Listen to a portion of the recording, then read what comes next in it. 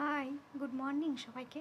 দেখো, এখন ঘড়িতে বাজে মাত্র 5:30, আর এদিকে মৌমাছি এখনও ঘুমোচ্ছে। মৌমাছি এখনও ওঠেনি, ঘুমোক, আমি আমার কাজ শেষ করি।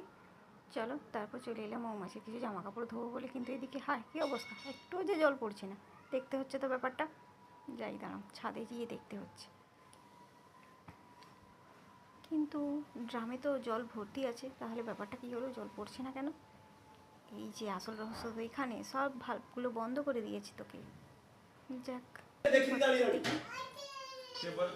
ওরা কেউ উঠেছিল, উঠে দেখছে জল নেই, ঘুরানোর চেষ্টা করছে, ওই এখন ওপেন হয়ে আছে, এখনই বন্ধ করে দিয়েছে। আমরা আবার দিয়ে বলি এবার বুঝলে তো, এটা পড়ার বইয়ের জলচক্র নয়, আমাদের বাড়ির ভাড়াটিয়াদের জল নষ্টের জলচক্র।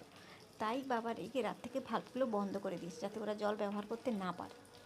এত বেশি জল নষ্ট করে কি করব আর বলো? তোমাদের বাড়ির ভাড়াটিয়ারা কি এরকম করে? জানাবে তো। ভিডিওটা ভালো লাগলে সাবস্ক্রাইব করে দিও। এখানেই শেষ করলাম, টাটা।